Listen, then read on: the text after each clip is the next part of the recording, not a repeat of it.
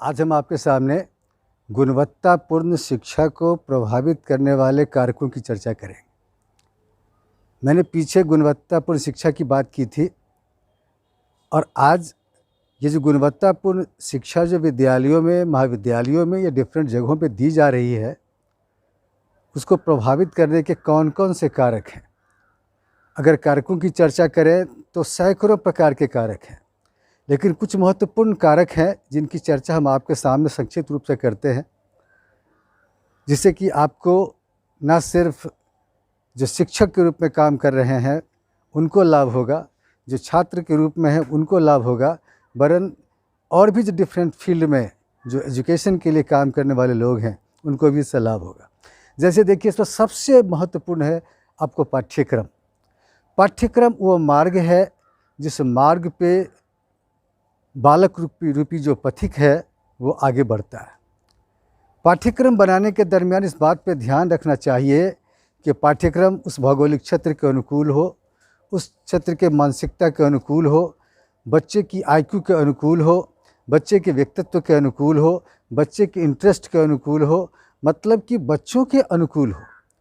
अगर बच्चों के अनुकूल पाठ्यक्रम ना बनेगा तो आप जो विषय उसके लिए उबाऊ है वो विषय उसको पढ़ाइएगा तो बच्चे उससे पूरी दिलचस्पी नहीं लेंगे और फलतः जो गुणवत्तापूर्ण पाठ्यक्रम की हम बात करते हैं वो बात करना भी बेईमानी होगी। इसीलिए बहुत सोच समझकर पाठ्यक्रम बनाना है और राष्ट्रीय स्तर से लेकर जो हमारा क्षेत्रीय स्तर है उस स्तर को ध्यान में रखते हुए पाठ्यक्रम को बनाया जाए। इसके अलावा जो दूसरा महत्वपूर्ण कारक है वह है आपको वातावरण। अगर वातावरण की चर्चा चली है तो वातावरण 3 प्रकार के होते हैं: सामाजिक वातावरण, हमारा आर्थिक वातावरण और हमारा सांस्कृतिक वातावरण। देखिए, सामाजिक जो हमारा वातावरण है वो बहुत मायने रखता है। आज के समय में हमारा सामाजिक वातावरण जो है बहुत अच्छा नहीं है। परिवार में पालन पोषण की स्थिति अच्छी नहीं है, परिवार में लोगों में प्यार और मोहब्बत नहीं है, परिवार में बच्चों का सर्वांगीण विकास नहीं हो रहा है। इसलिए ज़रूरत इस बात की है कि परिवार को दुरुस्त किया जाए। पालन पोषण प्रणाली से लेकर के और जो हमारे अड़ोसी पड़ोसी हैं उन तमाम जगहों पे सब कुछ ठीक होना चाहिए। अगर ये वातावरण हमारा सामाजिक सही होता है तो फिर क्या होता है कि बच्चे के ऊपर उसका बड़ा ही सकारात्मक असर पड़ता है और बच्चे जब उस विशेष पाठ को लेते हैं या उसको लर्न करते हैं तो उसको बड़ी मजबूती से सीखते हैं और इसका बड़ा ही सकारात्मक असर होता है। दूसरा, जो ज़माना आज अर्थ का है, देखिए आर्थिक ज़माने में अगर अर्थ नहीं है तो कुछ भी नहीं है। आज क्या है कि जनरली आप देखिएगा कि बहुत सारे बच्चे ऐसे हैं जिनकी आर्थिक दशा अच्छी नहीं है और इस कारण से क्या हो रहा है कि जो मूलभूत जो आवश्यकताएं हैं उनकी पूर्ति उनको नहीं हो पा रही है। बैलेंस डाइट उनको नहीं मिल रहा है और जिस कारण से उनका स्वस्थ शरीर डेवलप नहीं हो रहा है, या फिर सही किताब कलम उनको नहीं मिल पा रहा है। इंटरनेट मिलना तो बहुत दूर की बात है और फलतः बच्चे इसमें पिछड़ रहे हैं। इसलिए बच्चों का आर्थिक वातावरण सही होना गुणवत्तापूर्ण शिक्षा के मार्ग में एक बहुत बड़ा कारक है। और इसके अलावा जो हमारा सांस्कृतिक कारण है, देखिए हमारे विचारों पे, हमारे संस्कारों पे, हमारे व्यवहारों पे हमारी संस्कृति का असर होता है। हमारे बच्चे जिस परिवेश में पलते हैं, जिस परिवेश में रहते हैं, जिस परिवेश में बड़े होते हैं, उस परिवेश के ऊपर हमारी संस्कृति का असर होता है। तो जाहिर है कि अगर सांस्कृतिक वातावरण बढ़िया है, सांस्कृतिक वातावरण अनुकूल है, तो जो गुणवत्तापूर्ण शिक्षा देने की हम बात करते हैं वो बहुत बेहतर तरीके से कर सकते हैं। बच्चों में उन बातों को बहुत मजबूती से निरूपित कर सकते हैं। और अगर वातावरण बढ़िया ना रहा तो फिर इसके बारे में सोचना भी बेईमानी है।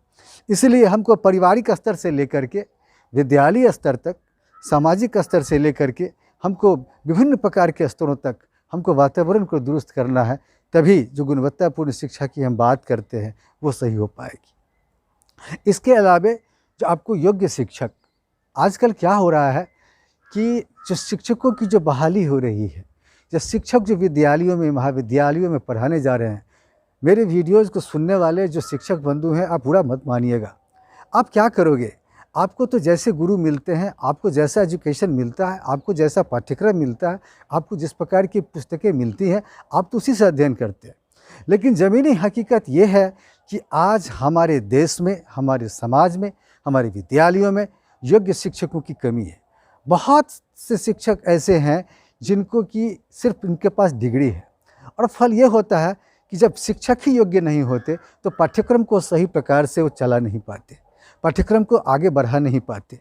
जिस प्रकार से कोई ड्राइवर सही प्रकार से किसी गाड़ी को ड्राइव नहीं कर पाता और रास्ते में उसका एक्सीडेंट हो जाता है, उसी प्रकार से अगर शिक्षक दुरुस्त नहीं होते, शिक्षक योग्य नहीं होते, तो वो सही प्रकार से कक्षा में बच्चों को मार्गदर्शन नहीं दे पाते, निदानात्मक उपचारात्मक शिक्षण के मार्फत से नहीं पढ़ा पाते, बच्चों को गुणात्मक शिक्षा की बात तो दूर, जो मूलभूत जो एजुकेशन देने की भी बात है वो भी सही प्रकार से नहीं दे पाते।